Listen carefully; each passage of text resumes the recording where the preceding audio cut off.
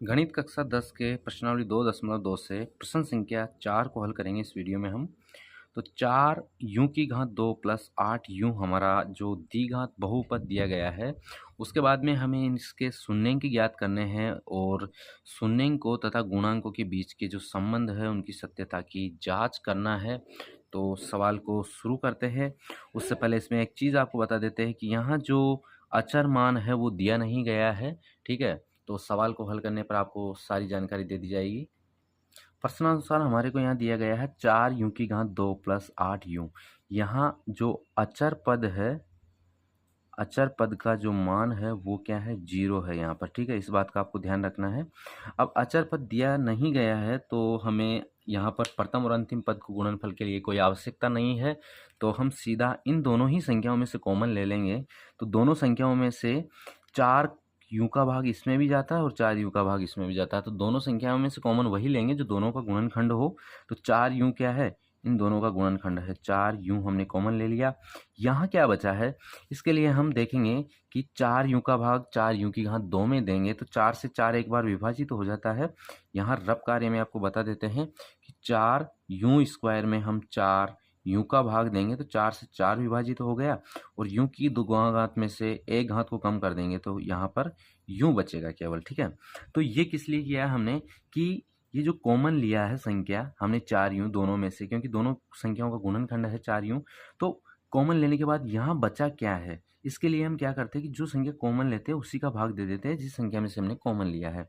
तो यहाँ पर अपने पास में यहाँ जो शेष बची है 4 u कॉमन लेने के बाद में वो बचा है u।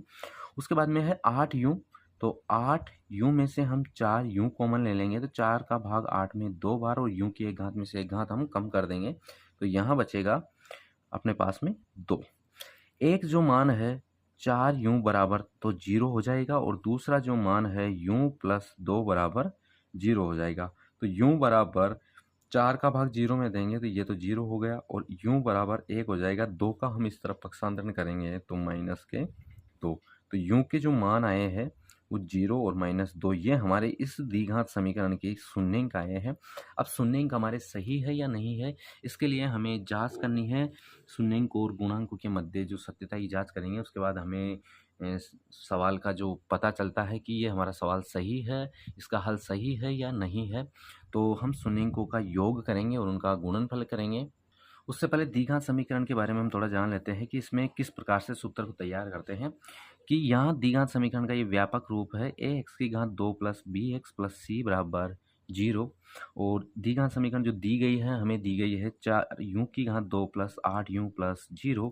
0 यहाँ पर अचर पद है, तो हम यहाँ पर जो मान हमें आवश्यक होते हैं वो इस तरह से इस तरफ लिख लेते हैं कि यहाँ जो a का मान है, ए क्या है, ए है एक्स स्क्वायर का गुणांक। अब यहाँ पर एक्स है, यहाँ पर यू है, तो इसमें कोई फर्क नहीं है, दोनों मान चर है। और घात देखनी है हमें कि किसकी घात 2 है, तो इसमें यू की घात 2 है। तो ए क्या है, एक्स स्क्वायर का गुणांक कहें तो यू स्क्वायर का गुणांक। तो ए क्या है, यहाँ पर है 4। उसके बाद में है बी का मान हमारा सूत्र में आवश्यक होगा, तो बी क्या है, बी है एक्स का गुणांक, बी है एक्स का गुणांक। तो एक्स का गुणांक क्या है, एक्स का गुणांक है बी, और यहाँ पर यू का गुणांक है 8। उसके बाद में सी होता है जो है अचर पद होता है, और इस समीकरण में अचर पद दिया नहीं गया है तो अचर पद होगा अपने पास में 0। तो सबसे पहले हम क्या करते हैं, शून्यांकों का योग करते हैं। यहाँ हम शून्यांक एल्फा और बीटा को मानेंगे, और हमारे जो शून्यांक है वो 0 और -2 है। सबसे पहले शून्यांकों का योग करेंगे तो 0 प्लस माइनस के 2 है, तो प्लस माइनस माइनस हो जाएंगे और ये हो जाएगा -2। हमारा शून्यांकों का योग आया है। उसके बाद में माइनस बी का जो मान है वो है अपने पास में 8, ठीक है। और जो ए है वो ए का मान है अपने पास में 4।